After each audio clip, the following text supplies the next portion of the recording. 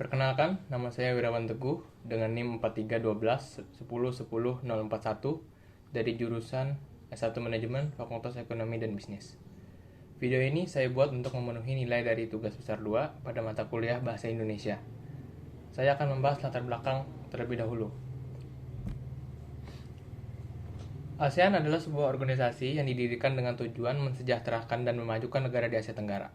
ASEAN adalah singkatan dari Association of Southeast Asian Nations yang dalam bahasa Indonesia disebut Perhimpunan Bangsa-Bangsa Asia Tenggara. Pada dasarnya, tujuan utama didirikannya ASEAN adalah untuk menciptakan kawasan Asia Tenggara yang sejahtera, damai, aman, dan stabil. ASEAN setuju untuk mengintegrasikan kerjasama ekonomi ASEAN dalam satu pasar, konteks politik dan budaya pada kenyataannya sangat bervariasi. Misalnya, Vietnam yang tidak memiliki rasa takut dan sensitif terhadap kosakata dan atribut komunis yang mungkin bisa mengecilkan fobia komunis di Asia Tenggara. Kemudian Islam dan budaya Melayu di Malaysia, Katolik di Filipina, dan Buddha di Thailand. Karena perbedaan bahasa antar satu sama lain, hal ini menyebabkan kurangnya nilai komunikasi. Salah satu solusinya adalah dengan membentuk bahasa resmi ASEAN, karena dengan adanya aturan tersebut tentunya akan memudahkan komunikasi antar masyarakat ASEAN dalam berinteraksi. Kemudian, saya akan membahas sejarah penggunaan bahasa Indonesia. Pemerintah kolonial Hindia Belanda menyadari bahwa bahasa Melayu dapat digunakan untuk membantu pengelolaan pegawai lokal. Karena kemampuan bahasa Belanda, pegawai lokal dianggap lemah. Mengandalkan bahasa Melayu di tingkat tinggi dan beberapa sarjana Belanda mulai ikut membekukan bahasa Indonesia. Promosi bahasa Melayu juga dilakukan di sekolah-sekolah dan didukung oleh penerbitan karya-karya sastra dalam bahasa Melayu. Akibat seleksi ini terbentuklah embrio Indonesia yang perlahan mulai terpisah dari bahasa asli Melayu Riau Johor.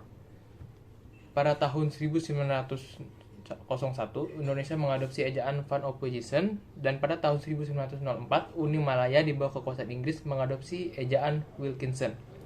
Ejaan Van Ophuijsen dimulai dengan menulis kitab gaul Melayu dari tahun 1896 dan dibantu oleh Namawi Sultan Mamur dan Muhammad Taib Sultan Ibrahim.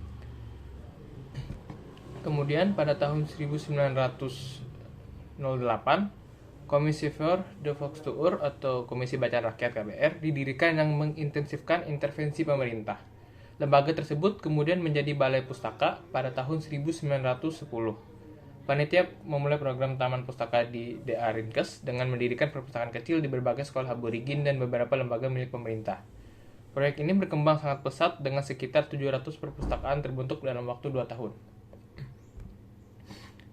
Kemudian saya akan membahas keberadaan bahasa Indonesia di lingkup ASEAN. Bahasa Indonesia terus berkembang untuk memenuhi kebutuhan komunikasi dunia internasional, sehingga bahasa Indonesia berpotensi menjadi jembatan antar negara, khususnya di kawasan ASEAN. Bahasa Indonesia berpeluang menjadi bahasa utama ASEAN karena mempunyai beberapa faktor, yaitu yang pertama, bahasa Indonesia strukturnya sederhana. Dikarenakan strukturnya sederhana, membuat bahasa Indonesia mudah dipelajari. Selain itu, bahasa Indonesia juga memiliki kemampuan penyerapan kosakata yang kuat.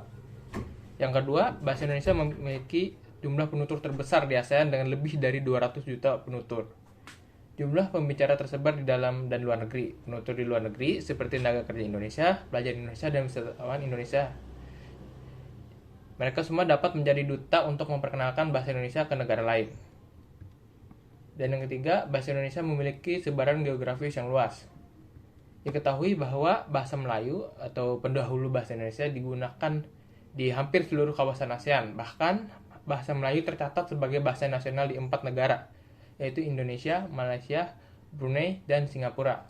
Serta menjadi bahasa kedua dan ketiga di beberapa negara lainnya, yang antara lain adalah Thailand, Myanmar, Laos, Kamboja, dan Filipina.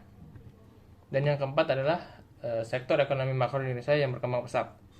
Hal ini memberikan peluang investasi bagi investor asing. Ini adalah pintu gerbang untuk memperkenalkan bahasa Indonesia kepada dunia. Dan alasan yang terakhir adalah produk sosial budaya Indonesia di seluruh negara ASEAN dapat menjadi media pengenalan bahasa Indonesia. Sebagai contoh, di Malaysia, film, acara TV, dan musik dari Indonesia sangat populer, yang memberikan peluang bagi penyebaran bahasa Indonesia. Selanjutnya, saya akan membahas alasan bahasa Indonesia cocok menjadi bahasa resmi ASEAN. Yang pertama, bahasa Indonesia dipelajari lebih dari 45 negara di dunia.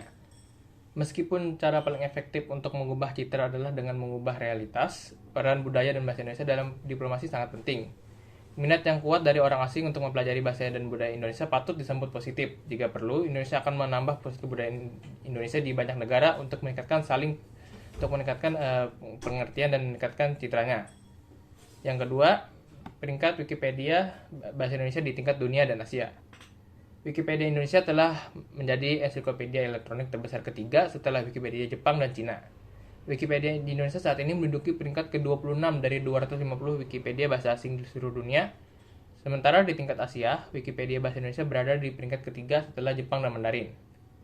Yang ketiga, bahasa Indonesia adalah bahasa ketiga yang paling banyak digunakan pada WordPress. Faktanya, bahasa Indonesia adalah bahasa ketiga yang paling banyak digunakan untuk postingan di WordPress setelah bahasa Spanyol. Indonesia juga merupakan negara dengan pertumbuhan tercepat kedua di dunia dalam menggunakan mesin blog.